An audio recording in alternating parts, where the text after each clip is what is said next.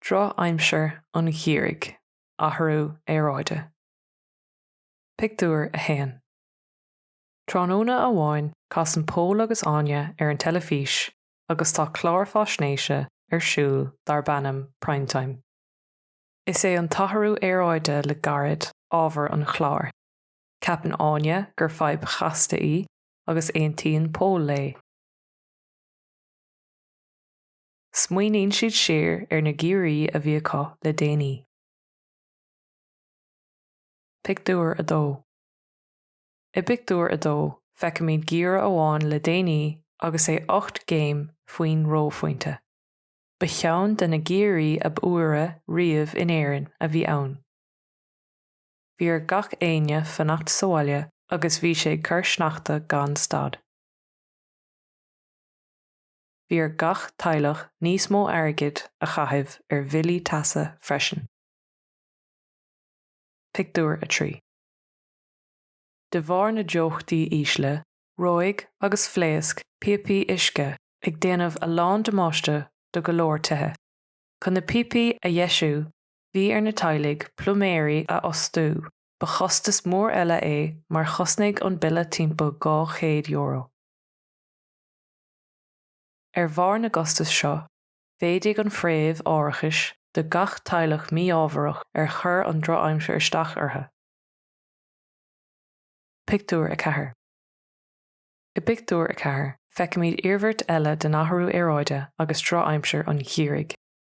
Géire amháin, bhí gcué láidir ag séide agus mar thoradh, hit crann anuas ar ghluaisteáin a bhí ag tiomáint thar bhráid. Is léir go bhfuil an Athrú Aeráide fíorchainséireach. Bhí an tá dearg le tiománaí an ghluaisteáin nár gur tíoch iad. Pictiúr a 5. In áiteanna cosúla Corcaigh agus Baile Átha Cliath, bhí tillte uafásacha. I Gcorcaigh, bhí ar roinnt daoine a d'ithe a thréigean mar bhí siad scriste ag an uisce. Bhí ar na seirbhísí éigeandála iad a bhailiú i mbaid tar thála. I Baile Átha Cliath, bhí an tuisce chomh-thard sin go raibh na ghluaisteáin nach mór faoin uisce. Pictiúr a 6. Sa pictiúr deireanach feicimid cad is cúis le Athrú Aeráide. Tá an trath ósáin áscurse de bharr trúlathe.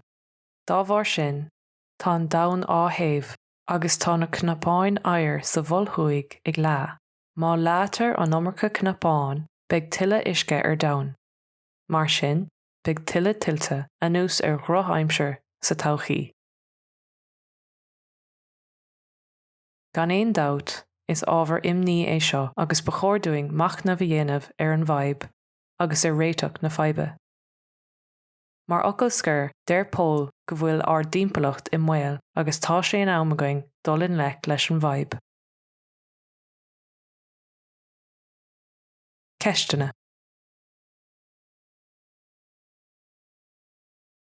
Anamnig iarmhairt amháin den Athrú Aeráide.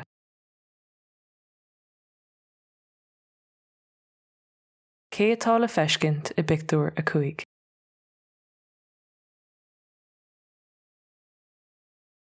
Cé bhéad a chosann an bille i pictiúr a 3.